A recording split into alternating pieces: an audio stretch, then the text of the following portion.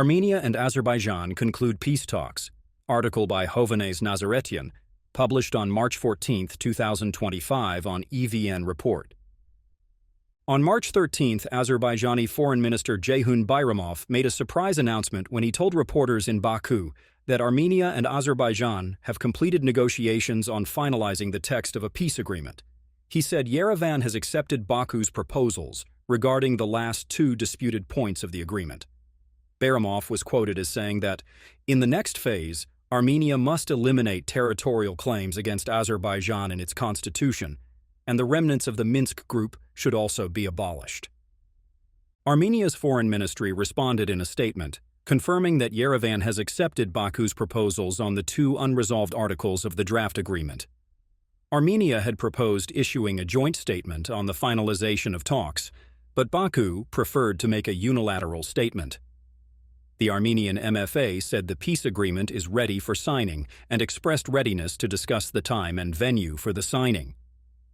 Azerbaijan's foreign ministry responded by reiterating its long-lasting and principled position that Armenia must eliminate the claims against Azerbaijan's sovereignty and territorial integrity enshrined in its constitution as a prerequisite to allow the signing of the negotiated text.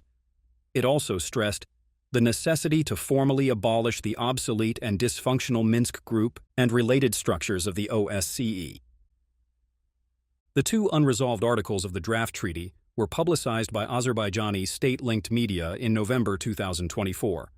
Prime Minister Nikol Pashinyan confirmed to reporters in Yerevan shortly after these announcements that one concerns not deploying third-country forces along the border, and the other concerned the mutual withdrawal of claims from courts and not taking actions against each other.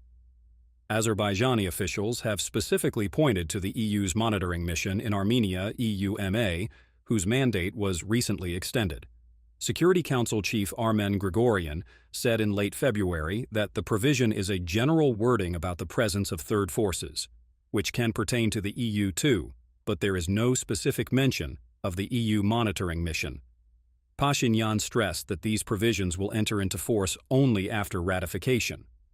Foreign Minister Ararat Mirzoyan told parliamentarians on March 14 that after the agreement is signed, ratified, and enters force, we will reach acceptable and mutually beneficial solutions with our European Union partners regarding cooperation with the civilian mission. The peace treaty does not address unblocking of transport links, namely what Baku calls the Zangezur corridor. The two sides had announced last August that the issue had been removed from the draft agreement. Pashinyan told reporters that Yerevan is ready to unblock transport and economic routes within its sovereignty, jurisdiction, and territorial integrity. Pashinyan also confirmed that the agreement does not address the question of Armenian POWs and detainees in Baku. Earlier yesterday, Azerbaijani presidential advisor Hikmet Hajiev had stated that Yerevan must closely cooperate with the ongoing court process in Baku if it wants peace. Pashinyan reiterated that Armenia's constitution does not contain territorial claims against Azerbaijan or any other country. He also insisted that Yerevan does not discuss internal matters with Azerbaijan. A few weeks earlier, in a televised address on February 19th, Pashinyan had made his case on adopting a new constitution as past ones lacked legitimacy. Justice Minister Serbuhi Galyan told reporters the next day that the government intends to have the draft text ready by the next parliamentary elections, set for 2026. Security Council Chief Armen Grigoryan denied claims that it is being done under Azerbaijani demands and called it a domestic matter. Speaking at a forum in Baku yesterday, President Aliyev said Azerbaijan has no trust in the words of Armenian officials. We need documents, we need papers, we need their constitution to be free of territorial claims against Azerbaijan. It still contains territorial claims against Azerbaijan, he said. Global reactions. The announcement was welcomed by a number of countries. French President Emmanuel Macron welcomed it, adding that there are now no remaining obstacles to the signing of a peace treaty between Armenia and Azerbaijan, which should pave the way for a lasting peace in the South Caucasus. A similar statement was released by the French MFA. Iran's foreign ministry spokesperson, Ismail Baghai, also welcomed the announcement.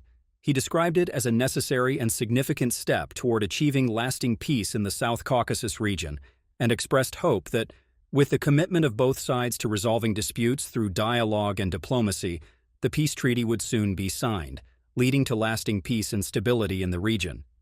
It was also welcomed by the Georgian MFA, which called it a historic step toward lasting peace and stability in the region. German Foreign Minister Annalena Baerbock said the news is cause for hope, and that Armenia's courageous concessions make this final step on the path possible. She called on both sides to now sign the peace agreement. The announcements were further welcomed by other EU member states, including Spain, Austria, Slovenia, Estonia, Latvia, Lithuania. It was also welcomed by Brazil. There are no reactions from the State Department so far, but Republican Representative Joe Wilson, who chairs the U.S. Helsinki Commission, responded on Twitter, "I am grateful to learn that the two great nations of Azerbaijan and Armenia are close to signing a historic peace deal. The peace deal will make stability and prosperity possible for the entire region and beyond. Make South Caucasus great again." Background: peace talks between Armenia and Azerbaijan after the 2020 Artsakh War were initially brokered by Russia, with the November 9-10, 2020 trilateral statement serving as their foundation.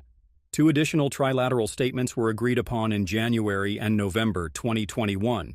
With the Russian invasion of Ukraine, direct negotiations and EU-mediated talks emerged, culminating in a joint statement of the leaders of Armenia, Azerbaijan, the EU, and France in Prague in October 2022, in which Yerevan and Baku mutually recognized each other's sovereignty and territorial integrity within Soviet-era borders. Following Azerbaijan's ethnic cleansing and takeover of Nagorno-Karabakh, Artsakh, in September 2023, bilateral negotiations continued, with drafts exchanged between the two sides through 12 successive editions.